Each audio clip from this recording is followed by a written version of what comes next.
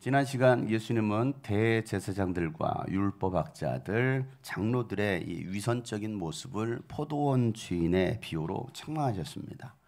포도원 주인이 농부들에게 새로 주고 이 포도원을 맡겼습니다. 그리고 먼 길을 떠난 다음에 시간이 흐르고 소출의 일부를 얻기 위하여 종들을 보냅니다. 그랬더니 이 농부들은 이 종들을 때리고 또 빈손으로 보내거나 아니면 그 다음 종들은 죽이기까지 했습니다. 주인은 이래서는 안 되겠다. 그래서 자신의 아들을 보내면 듣겠지 했는데 오히려 아들까지 죽입니다. 그래서 주인은 그 농부들을 죽이고 포도원을 다른 사람들에게 줄 것이다 라고 예수님 말씀하셨어요. 촛대를 옮기시는 하나님이시라는 것이죠. 사명을 감당해야 될 이 이스라엘 백성들, 특별히 지도자들이 감당하지 않으니까 하나님은 이방인에게 그 사명을 맡기시고 그 이방인에게서 열매를 구하시겠다라는 것입니다. 그리고 예수님을 건축자들이 버린 돌로 머릿돌을 삼으셨던 것처럼 아무것도 아니었던 우리들을 우리에게 은혜를 베풀어 주시고 귀한 사명을 맡겨주셨다라는 사실이죠. 그래서 우리는 이 사명을 깨닫고 제때의 열매를 내어드릴 수 있는 사람들이 바로 충성스러운 농부이다라고 말씀을 나눴습니다. 저와 여러분들은 사명자입니다. 우리 옆에 계신 분이 이야기하겠습니다. 당신은 사명자입니다. 네, 우리가 사명자라는 것을 깨닫는 것이 중요하죠. 예수님 말씀을 듣고도 깨닫지 못하고 회개하지 않았던 이 대제사장들과 율법학자들과 장로들 같은 사람이 되어서는 안 됩니다. 말씀을 듣고 분노해서 예수님을 죽이려는 자들이 되어서는 안 되는 것이죠. 이 대제사장들과 율법학자들 또 장로들 이 3종 세트는 예수님을 잡으려다가 예수님을 따르는 사람들이 워낙 많으니까 두려워서 예수님을 그대로 놔두고 떠나버립니다. 잠시 그 자리를 피하는 것이죠. 그리고 나서 오늘 읽은 이 13절 말씀이 나오는 거예요. 자, 우리 13절 말씀 한번 읽어보도록 하겠습니다. 시작. 그들은 말로 예수를 책잡으려고 바리새파 사람들과 헤롯 당원 가운데서 몇 사람을 예수께로 보냈다. 자, 여기서 그들은 누구예요? 그들은 누구예요? 네? 네, 3종 세트들이에요. 3종 세트들. 이제 3종 세트 하면 여러분 딱 아셔야 돼요. 누구? 대제사장, 율법학자, 장로들. 자, 이제는 그들이 말로 예수님을 책잡으려고 자, 누구를 보냅니까? 성경을 보세요. 바리새파 사람들과 헤롯 당원 몇 사람을 보냅니다. 자, 그들은요 말 잘하는 사람들이에요. 말로 책잡으려고 보냈기 때문에 이 사람들은 말 잘하는 사람들이죠. 바리새파 사람들은 종교인들이고 헤롯 당원들은 정치인들입니다. 여러분 종교인들 얼마나 말 잘합니까? 또 정치인들 말 잘하죠. 입이 살아있어요. 얼마나 말 잘합니까? 이 바리새파 사람들과 헤롯 당원들은 대제사장들과 율법학자들, 장로들이 자신들의 이 기득권을 위해서 이용한 사람들이에요. 자, 예수님 오시기 전 약 400년 전 바벨론 포로 생활을 마치고 예루살렘으로 돌아왔던 이스라엘 백성들은요 에스라와 이 느헤미야를 통해서 율법을 듣게 됩니다. 그래서 이 율법을 지키지 않은 이 조상들의 죄로 인해서 우리가 이런 고통의 시간들을 보냈구나라는 것을 깨닫게 됩니다. 그래서 다시는 하나님의 심판이 반복되지 않도록 하나님께 버림받지 않도록 하나님의 말씀대로 순종하고 율법을 잘 지키면서 살아야겠다라고 그들이 결단을 합니다. 하나님 앞에서 약속을 해요. 그렇게 해서 시작한 경건 운동을 하시딤이라고 합니다. 따라서 할까요? 하시딤. 이 하시딤은 경건한 사람들이라는 뜻이거든요. 그런 경건한 사람들의 모임이 만들어졌습니다. 이들은 처음에는 율법으로 돌아가자라고 주장하면서 율법을 지키는 것이 굉장히 중요하다라고 생각했던 사람들이었습니다. 그런데 이게 시간이 흐르면서 이제는 도에 지나칠 정도로 율법을 지키는데 오히려 이제는 안식일 규정을 더 강화시키는 거예요. 성경에도 나오지 않은 그 율법 강화를 더 시킵니다. 그리고 종교적 열심을 가진 사람들로 이제는 나중에는 변질이 되어버려요. 처음에는 좋은 의도로 시작되었어요. 그런데 이제는 오히려 율법을 넘어서는 사람들이 만들어 놓은 이 율법의 조항들을 더 많이 만들어서 지키겠던 사람들이 바로 하시딤의 사람들이었습니다. 그래서 BC 2세기경에는 이 하시딤에서 분리되어서 평신도들이 경건 운동을 펼치기 시작합니다. 평신도들이 그렇게 시작한 사람들의 무리가 바로 바리새파 사람들이에요. 하시딤에서 분리된 바리새파 사람들. 이 바리새파 사람들은요 중산층들이었습니다. 중산층의 경건주의자들이에요. 어느 정도 있는 사람들이잖아요. 이 바리새라는 뜻이 뭐냐면 구별된 사람들이다. 구별되었다.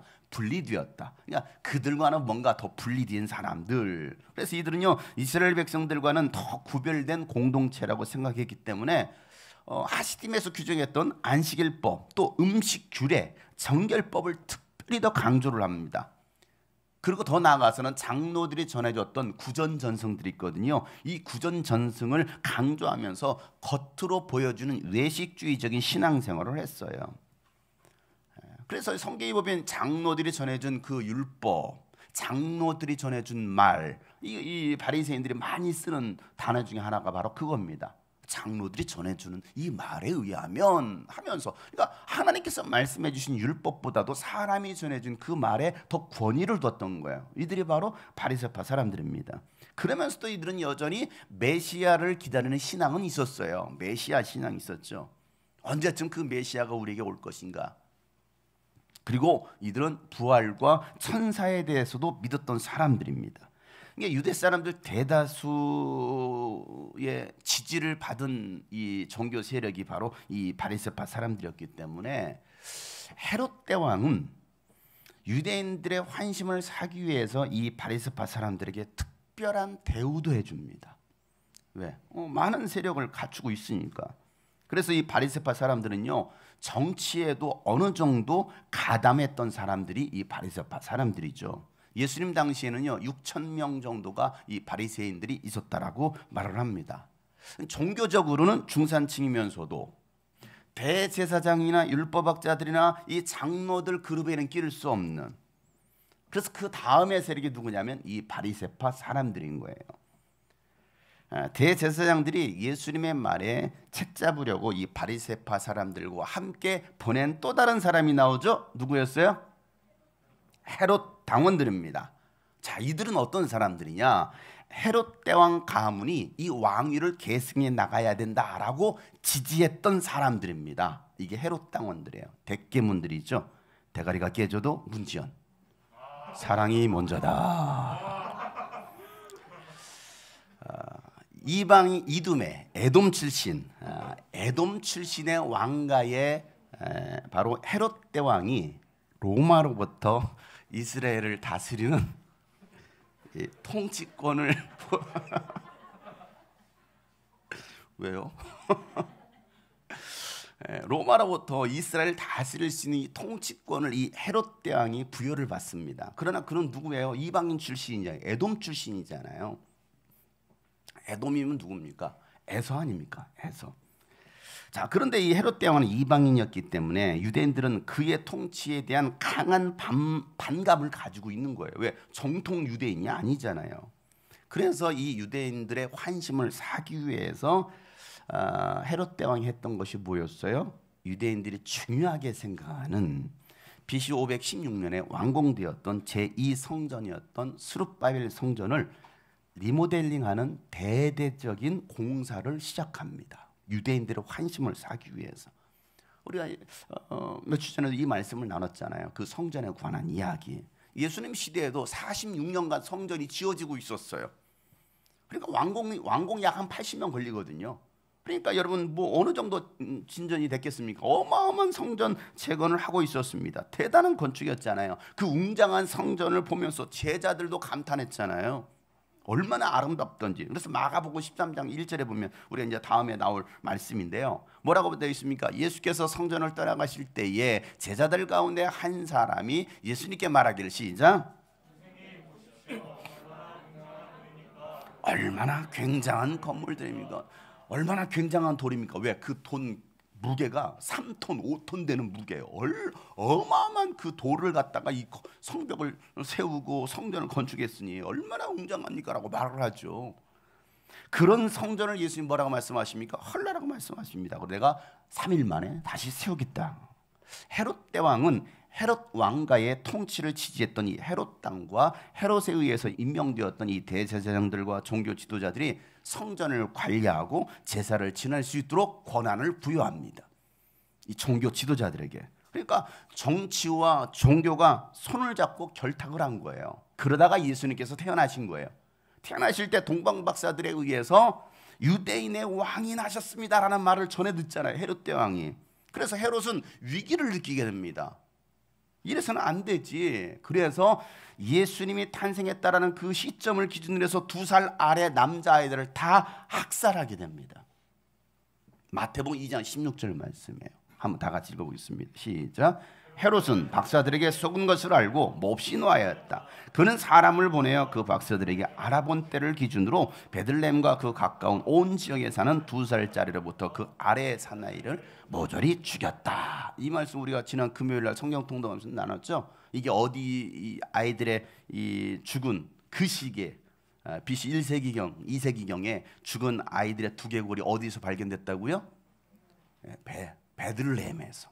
베들레헴. 예수님의 탄생 기념교회 그 지하에 가 보면 성경을 기록했던 이 제롬을 위해서 만들어놨던 경당이 있습니다. 거기에 보면 무덤이 발견되었는데 거기에 수많은 아이들의 2살 정도, 2살 이하의 아이들의 두개골이 발견되었어요. 수십 개.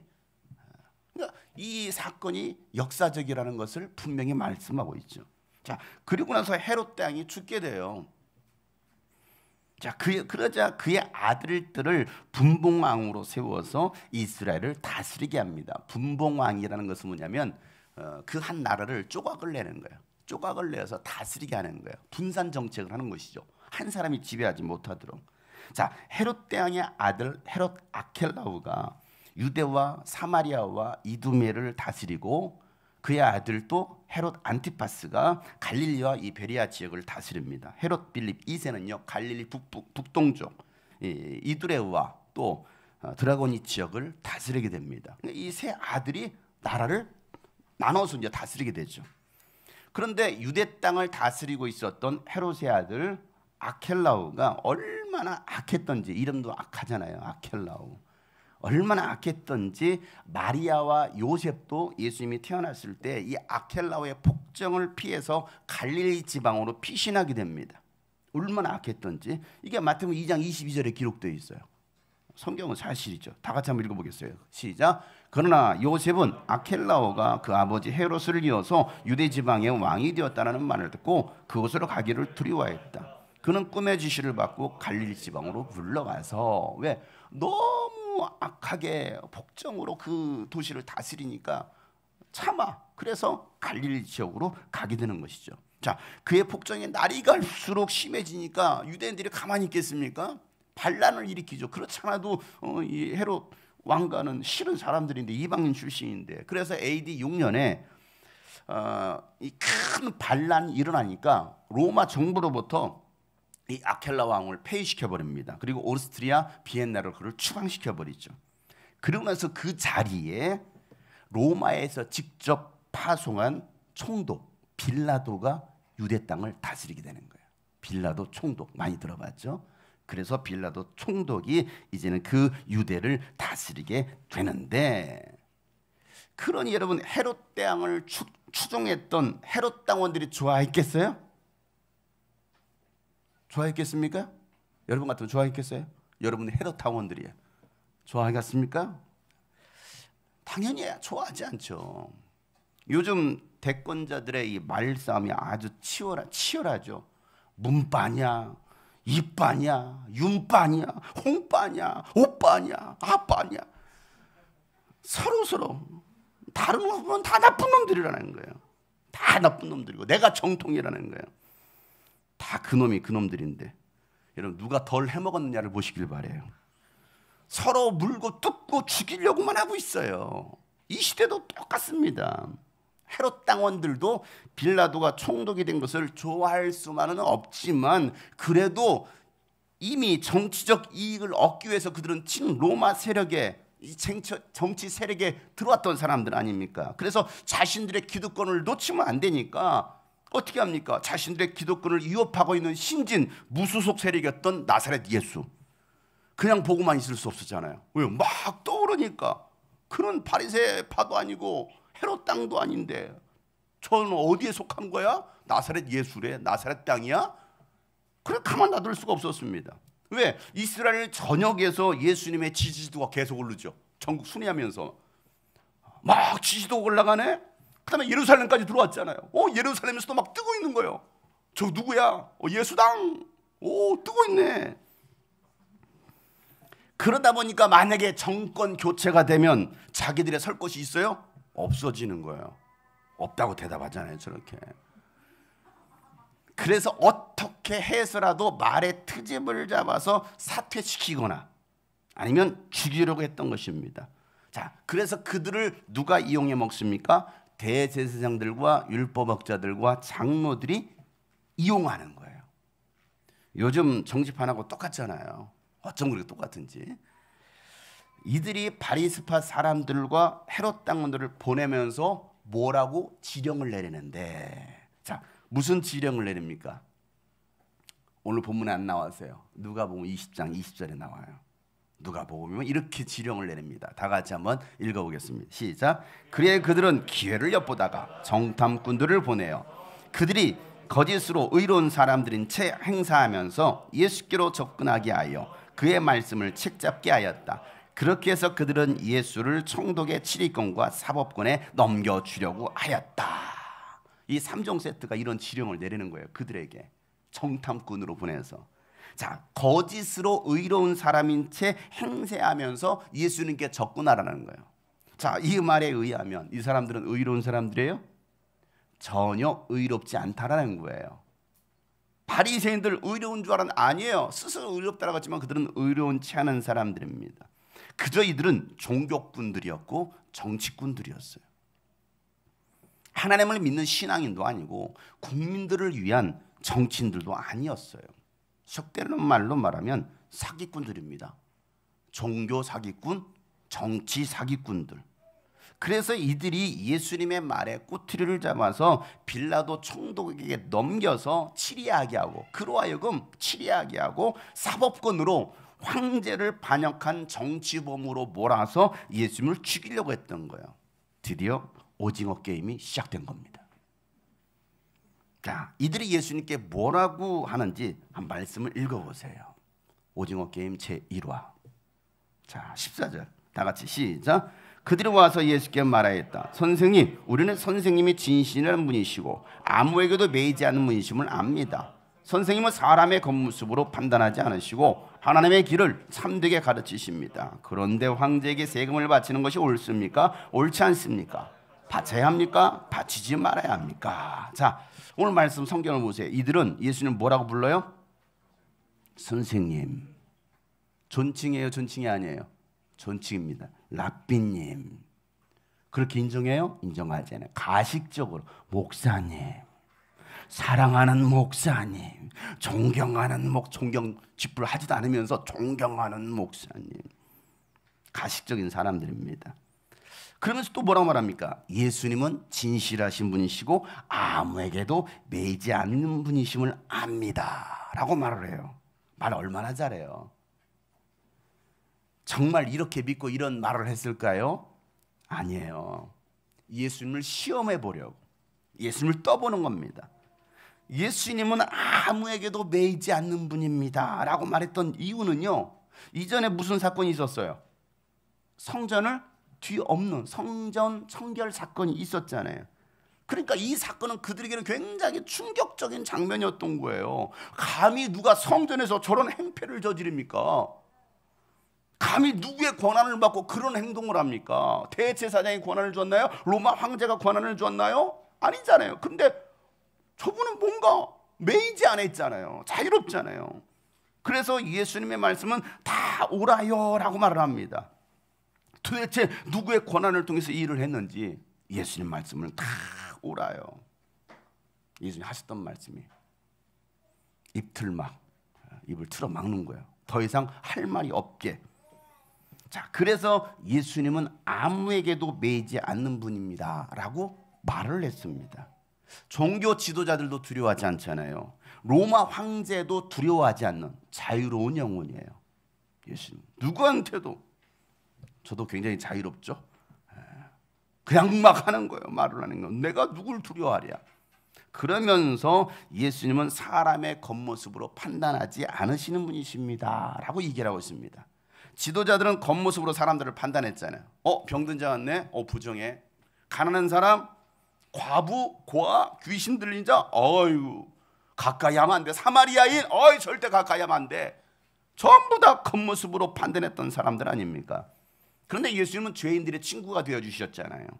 병든 자들을 만져주시고 고쳐주셨잖아요. 사마리아인을 직접 만나 주셨잖아요. 그러니 예수님은 사람을 겉모습으로 판단하지 않으시는, 그러니 하나님의 길을 참되게 가르치십니다 라고 말하는 거예요. 예수님에 대해서 제대로 평가했습니다. 그런데 여기 이 말에 그들의 속임수가 있어요. 속이려고 이런 말을 합니다. 정말 그렇게 믿어서 한 것이 아니라. 왜냐하면 그런데 라는 접속사로 질문을 하기 전 마지막 평가가 뭐였습니까? 하나님의 길을 참되게 가르치십니다 라는 이 말. 하나님의 길을 참되게 가르치십니다. 이 말에는요, 당신이 하나님을 그렇게 잘 알아? 그러면 하나님의 길은 율법에 비추어서 하나님만을 섬기고 또 이방인을 대적해야 된다고 생각하는데, 이런 전제를 깔고 질문을 하는 거예요. 어떤 질문이었습니까? 황제에게 세금을 바치는 것이 옳습니까? 옳지 않습니까? 바쳐야 합니까? 바치지 말아야 됩니까? 라는 교묘하게 질문을 하는 거예요.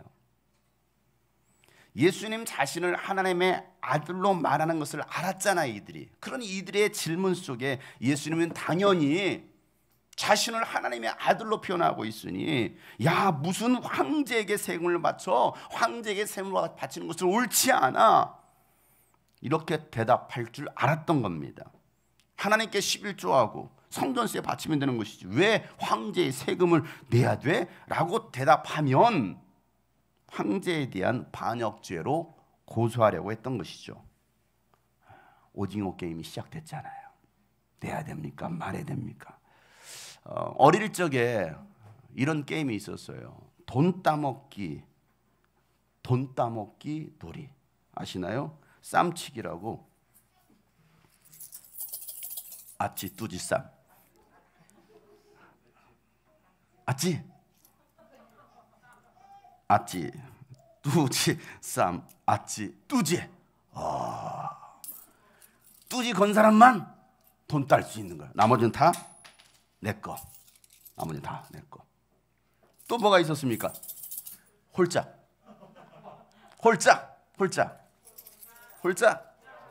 짝. 돈 걸어 빨리. 다 돈 들어. 홀짝.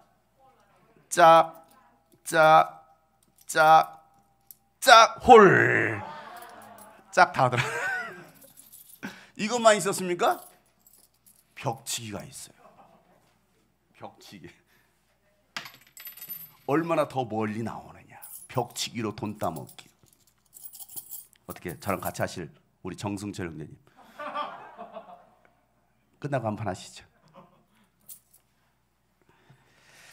여러분, 이런 돈 따먹기 사실은 거의 도박에 가까운 게임이었어요. 아이들은 도박이거든요. 이게 이기는 사람은 다 돈 따먹는 겁니다. 50억 게임. 누군가는 웃고 누군가는 죽는 거예요. 456억을 따가야지. 등판 4, 5, 6번. 이걸 위해서 치열하게 싸우고 있는, 또 이런 걸 보고 있는 초등학생들이 있어요. 아주 심각해요. 병 들어가고 있습니다. 사회가 병 들어가고 있어요. 그걸 전혀 인지하지 못하고 있죠. 여러분, 그들의 질문에 예수님은 그들이 생각지도 못했던 대답을 하십니다. 그들의 의도와는 전혀 다른 대답을 하시는 거예요. 자, 이번 게임의 승자가 누구인지 한번 15절부터 16절 말씀을 보도록 하겠습니다. 시작. 예수께서 그들의 속임수를 아시고 그들에게 말씀하셨다. 어찌하여 나를 시험하느냐? 데나리온 한 입을 가져다가 나에게 보여보아라. 그들이 그것을 가져오니 예수께서 그들에게 물으셨다. 이 초상이 누구의 것이며 적힌 글자는 누구의 것이냐? 그들이 대답하였다. 황제의 것입니다. 예수님은 그들에게 그들의 속셈을 아시고, 야, 데나리온 한 입을 가져다가 나에게 보여봐라. 그러자 그들이 데나리온을 가져오는 거예요. 바로 저 데나리온입니다. 예수님은 저 데나리온의 초상이 누구의 것이고 적힌 글자가 누구의 것이냐고 예수님이 물으시는 거예요. 요즘 TV에서 제일 핫한 말 중에 하나가 바로 화천대유 누구 겁니까? 화천대유 누구 겁니까? 여러분, 화천대유 누구 겁니까 도대체? 일단 제 것은 아닙니다. 예수님도 똑같은 질문을 하시는 것이잖아요. 데나리온 누구 것입니까? 자, 저 데나리온의 초상이 누구 거예요? 초상이 누구 거예요? 초상화가 그려졌죠? 또 옆에 이름이 써 있습니다. 카이사르 아우구스투스. 카이사르 아우구스투 황제라고 써 있습니다. 이 아우구스투 황제는요, 예수님께서 태어나시기 전에 호적등록하라고 칙령을 내렸던 왕입니다. 황제이죠. 예수님 시대 저 데나리온을 쓴 거예요. 저 데나리온을 썼어요. 금화, 은화를. 자, 저 데나리온 새겨진 초상이 누구의 것이며 적힌 이름이 누구의 것이냐라는 그 질문에 그들은 당연히 누구의 것이라고 그래요? 황제 얼굴이 그려져 있으니 황제의 것입니다라고 대답을 합니다. 그러자 예수님은 명쾌한 대답을 해주셔요. 북한 돈 여러분 혹시 보셨나요? 북한 돈? 북한 돈에 누구의 얼굴이 있냐면 김일성의 얼굴이, 김일성의 추상화가 딱 있습니다. 그래서 이 북한 돈 지폐는요, 제가 100원짜리를 가지고 있는데, 이 100원짜리 지폐를 가지고 있는데요, 이 북한 이 김일성 초상 한 가운데 있거든요. 그래서 절대로 이렇게 접으면 잡혀갑니다. 왜? 김일성의 얼굴이 접히기 때문에. 그래서 3등분을 해서 접어야 돼요. 고이 모셔야 됩니다. 이렇게 접었다가는 바로 잡혀가요. 왜? 누구의 얼굴이 있으니까? 김일성 아바이 수령 동지의 얼굴이 있는데 감히 김일성 아바이 수령 동지를 반으로 접는다? 이런 아오지 탄광으로 집어넣어 버려요. 있을 수 없는. 누구의 얼굴이에요? 아우구스투 황제의 얼굴입니다. 누구의 것이에요? 아우구스트의 것이라는 거예요. 자, 그거에 대해서 17절 말씀 다 같이 한번 읽어보겠습니다. 시작. 예수께서 그들에게 말씀하셨다. 황제의 것은 황제에게 돌려주고 하나님의 것은 하나님께 돌려드려라. 그들은 예수께 경탄하였다. 예수님 뭐라 말씀하십니까? 황제의 것, 그래? 황제의 것은 황제에게 돌려주고 하나님의 것이라면 하나님께 돌려드려라 라는 말에 그들이 충격을 받아요. 와, 어떻게 저런 답변이 나오시지?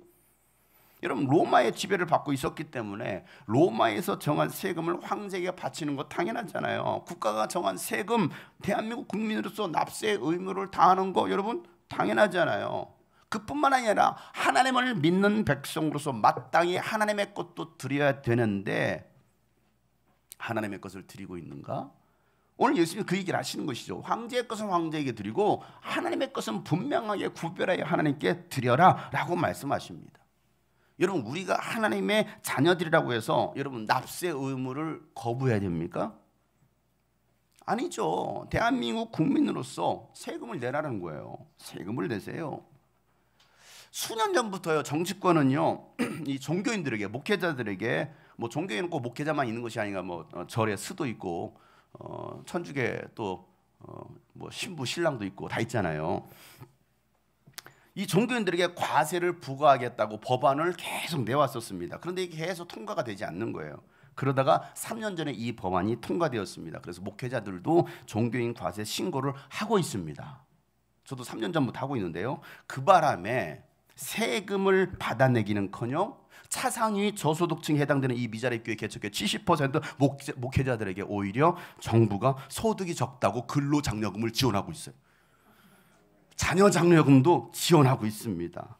대한민국 좋은 나라예요. 그래서 3년 전부터 저도 지원을 받고 있어요. 웬 지원? 그동안 정부가 돈을 세금 안 낸다고 그렇게 난리고 신고했더니 낼 세금이 없네. 제로. 항상 제가 매년 12월마다 하거든요. 제로예요. 제로. 왜? 낼 게 없어. 왜? 소득이 워낙 적으니까. 이게 우리나라의 목회자 70%가 그렇습니다. 그러니까 오히려 이 사람들은 불쌍하다. 도와줘야 된다. 그래서 한 300만 원씩 보태주고 있어요. 1년에 한 번씩 추석 때 용돈 쓰라고. 애들 둘이 있으니까. 혜림이가 이제 20살 되면 혜림이 지원 대상에서 제외가 돼요. 그래서 하나 또 더 날려고요. 많이 날수록 지원을 많이 해주니까 1인당 70만 원인데 지원받. 여러분 세금 많이 내주세요. 저를 위해서. 돈 많이 모셔서. 퇴직금으로 50억도 받는데. 여러분 국민으로서 납세 의무를 다해야. 근데 그거 왜 박수 칠 일이야? 생각해 보니까 오늘 수진자매가 드디어 딸을 낳습니다. 야, 새벽 4시 30분에 딸을 낳았어요. 근로장려금 대상이 됐어요. 드디어. 여러분 국민으로서 납세 의무를 다하는 것처럼 하나님을 믿는 사람들은 하나님의 것을 하나님께 드릴 수 있어야 된다는 거예요. 그런데 하나님의 것을 드리기는커녕 도둑질하고 있었습니다. 감사하기커녕 도둑질하는 거예요. 그러니까 예수님은 그들에게 너희들 제대로 하나님 거 바치고 있어? 하나님께 드리고 있어? 라고 되묻는 것입니다. 하나님은요 말라기 선지자를 통해서 도둑질한 거 회개해. 그리고 하나님께로 돌아와야 돼 라고 말씀하고 있습니다. 이게 말라기 3장 7절부터 12절의 말씀인데요. 우리 한번 천천히 한번 읽어보겠습니다. 시작. 너희 조상 때로부터 너희는 내 규례를 떠나서 지키지 않았다. 이제 너희는 나에게로 돌아오너라. 나도 너희에게로 돌아가겠다. 나 만군의 주가 말한다. 그러나 너희는 돌아가려면 우리가 무엇을 해야 합니까? 하고 묻는다. 그런데도 너희는 나의 것을 훔치고서도 우리가 주님의 무엇을 훔쳤습니까? 하고 되묻는구나. 보세요. 그들이 규례, 하나님의 율법을 다 버렸잖아요. 그래 하나님께로 돌아오라 하니까 어떻게 하면 돌아갈 수 있습니까? 그랬더니 야 너희들이 내 것을 훔쳤어. 뭘요? 앞뒤가 맞지 않는 것 같은 그런 말들을 계속 해가고 있습니다. 뭘 훔쳤는데요? 하면서 하는 이야기가 바로 이 말씀이에요. 계속 읽겠습니다. 시작.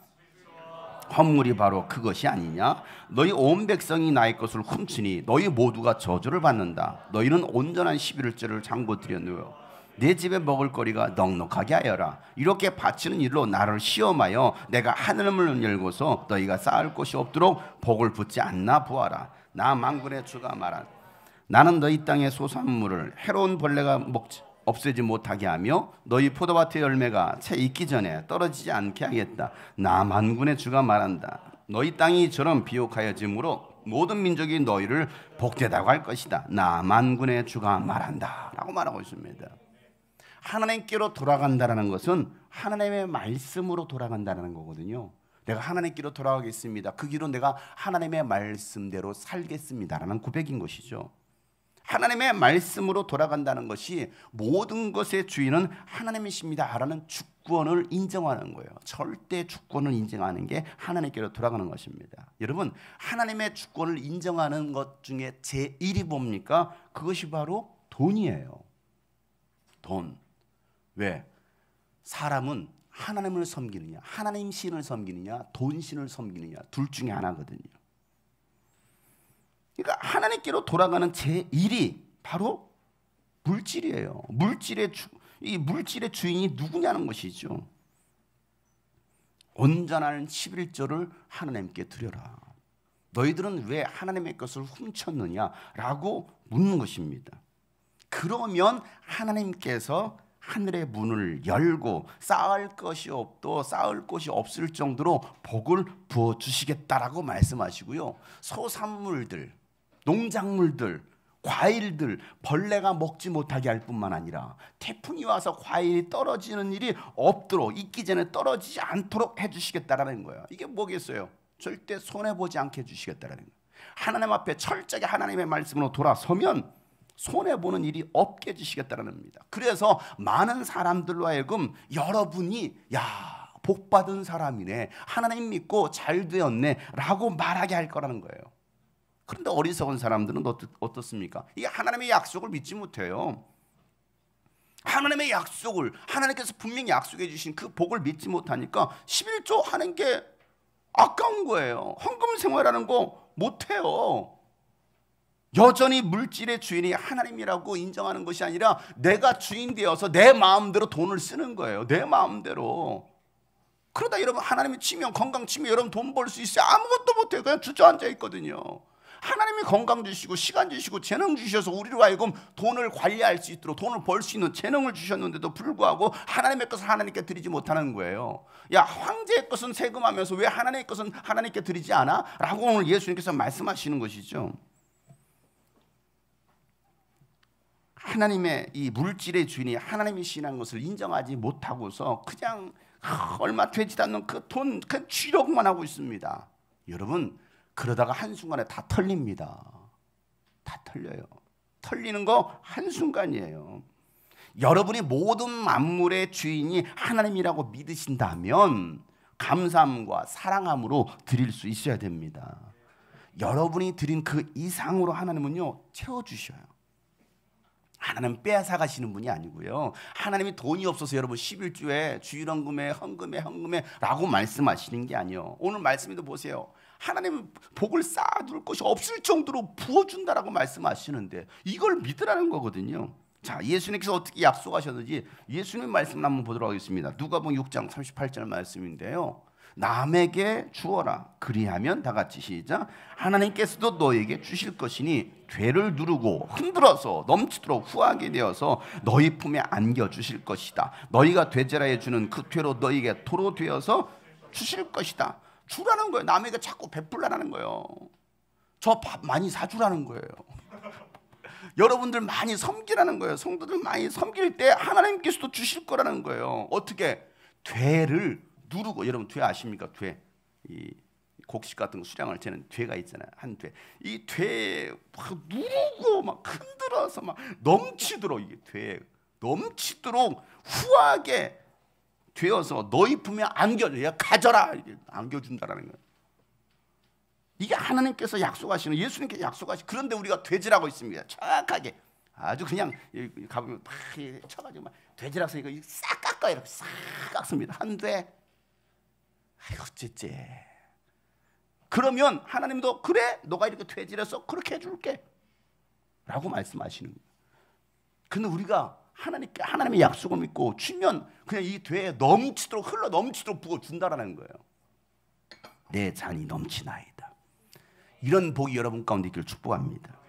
고린도후서에서는 뭐라고 기록하고 있습니까? 고린도후서 9장 6절부터 10절 말씀인데요. 요점은 이러합니다. 적게 심는 사람은 적게 거두고 많이 심는 사람은 많이 거둡니다. 그러니까 투자를 많이 하라는 거예요. 이왕이면 잘 되는 곳에 투자하세요, 여러분. 망하는 데 투자하지 마시고. 자, 각자 마음에 뭐한 대로, 정한 대로 하고 뭐 하지 말라고요? 아까워하지 마라. 왜 헌금하면서 아까워하면서 내느냐? 마지못해서 하는 일은 없애야 된다라는 거예요. 헌금방울이, 그래서 우리 교회 헌금방울이 안 들어가는데요. 마지못해서 하는 사람, 아까워서 하는 사람, 그러지 말라라는 거예요. 추석 명절에 미나리라는 영화를 하더라고요. 그래서 하도 아카데미상도 받고 유명해서 한번 그날 한번 봤어요. 근데 그 할머니가 그 미국에 가가지고 딸 집에 가가지고 사는데 주일이니까 교회 가잖아요. 근데 교회 가는데 보니까 헌금 시간이 오니까 며느리도 헌금하고 애들도 헌금하는 거. 근데 그 할머니 앞에 헌금바니가 딱 왔어요. 그러니까 그 돈을 $100 줘가지고 주머니에 넣고 헌금바니 돌리더라고요. 예. 아깝다 이거지. 야, 이 고생하는데 너 왜 헌금하고 그래? 그러니까 딸이 며느리 애들이 했던 헌금을 $100을 주어가지고 주머니에 넣고 헌금바니 돌리는 미나리. 우리는 그렇게 계산하고 있어요. 마지못해 억지로 하고 있다고요. 헌금하라고 하니까. 그래서 자유롭게 하니까 아예 안 하는 사람도 있어. 헌금바니가 안 돌아가니까. 얼마나 나 자유 얻었네, 너 자유 얻었네. 감시받지 않잖아요.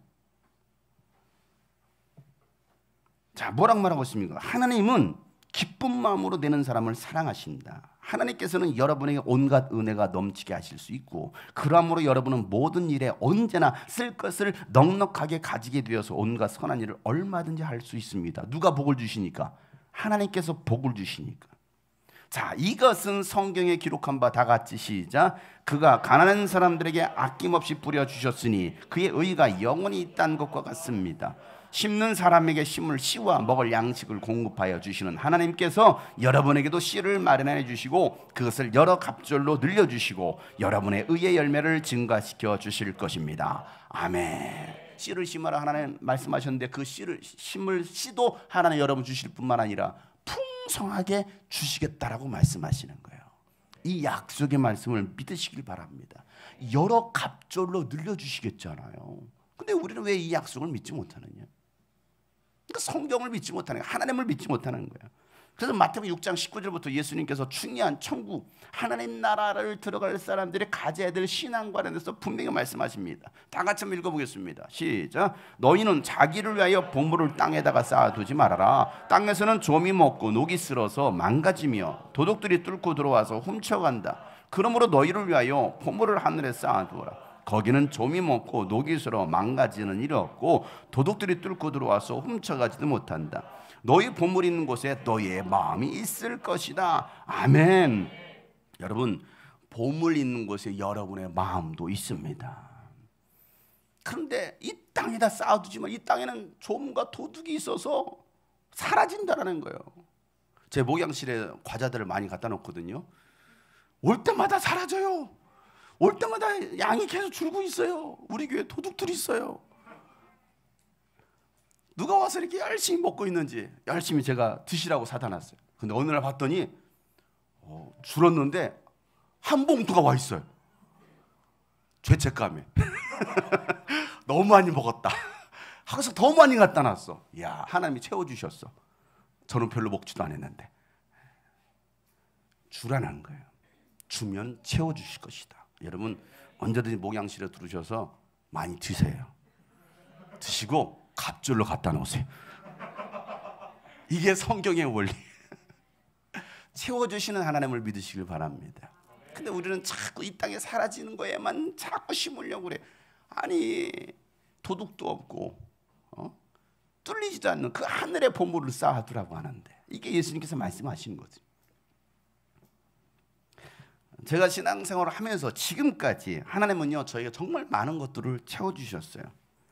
아끼지 않고 하나님 나라를 위해서 심었을 때 하나님은요, 더 많은 것으로 채워주시더라는 거예요. 오늘도 제가 11조 봉투에 11조를 놓으면서 봉투를 한번 봤어요. 봤더니 개 많이 찍혀있는, 너무 많이 찍혀있는데? 이거 혹시 잘못된 거 아니야? 추간사한테 물어봐야겠다. 이거 혹시 내가 중복해서 했나? 왜 이렇게 많지? 라는 생각을 했어요. 의심하지 마세요. 하나님이 채워주시는 거예요. 놀랍게도 하나님께서 일하시는 거예요. 이렇게 많이 했어? 하나님께서 이렇게 많이 복을 부어주셨어. 왜? 그걸 보면 알아요. 11조 봉투를 보면 알아요. 도장이 다 찍혀있으니까, 얼마가 찍혀있는지 보이니까. 하나님은요, 저희가 정말 많은 것들로 채워주셨어요. 하나님은 빼앗아 가시는 분이 아니시라 넘치도록 채워주시는 분이십니다. 믿음으로, 감사함으로, 사랑함으로 하나님께 드렸을 때 하나님은요, 생각지도 못했던 것들을 하나님은 채워주시더라는 거예요. 이것이 저의 간증이고 저의 믿음이에요. 저는 지금까지 그렇게 가고 있어요. 수입이 얼마 없다고 정부에서 돈 주는 거 얼마나 감사해요. 300만 원 생각지도 못했던 돈이 들어오네. 또 11조 할 수 있게 되었네. 얼마나 감사해요. 거기서 일일이 계산합니까? 올 수입이 278만 5천 원이니까 27만 8천 5천 원. 정확하게. 이게 뭐예요? 헤아리는 거예요. 우리가 그 정도의 수준밖에 안 됩니까? 아니, 하나님 더 주실 텐데. 저는 일부러 더해요. 막 더합니다. 그러면 신기하게 하나님은 더 많이 채워주시더라고요. 이건 저의 믿음이에요. 여러분의 믿음은 모르겠고요. 저는 지금까지 그렇게 가고 있어요. 제가 예수를 믿고 예수를 알고 난 다음부터는요, 전 지금까지 그렇게 살아갑니다. 그래서 하나님은 지금까지 제 인생을 그렇게 책임져 주셨고 많은 복을 부어 주셨어요. 그렇다고 여러분, 저 안 사주면 안 됩니다. 베풀기를 바라요. 많이 베푼 자들에게는 더 많은 복을 하나님 채워주실 거예요. 사랑하는 여러분, 하나님은 살아계십니다. 하나님의 말씀은 반드시 이루어집니다. 바리새인들과 이 헤롯 당원들처럼 예수님을 시험하려는 자들이 아니라 예수님을 믿는 여러분 되시기를 주의 이름으로 축복합니다. 살아계신 하나님, 늘 나와 함께 하시는 하나님, 넉넉하게 쓸 것을 채워주시는 하나님을 경험하시기를 예수 이름으로 축복합니다. 하나님의 것을 하나님께 드릴 수 있는 여러분 되시기를 주의 이름으로 축복합니다. 하나님의 것, 하나님의 것. 여러분, 하나님께서 채워주신 복으로 날마다 간증할 수 있기를 바랍니다. 하나님 이렇게 채워주셨어요. 오늘도 나에게 이렇게 채워주셨어요. 여러분 가지고 있는 거 누구 겁니까? 여러분 가지고 있는 누구 겁니까? 데나리온 누구 겁니까? 화천대유 누구 겁니까? 이걸 아셔야 돼요. 내 것은 아무것도 없어요. 다 주님의 것입니다. 채워주시는 하나님을 경험할 수 있는 이번 한 주간 되시기를 주 이름으로 축복합니다.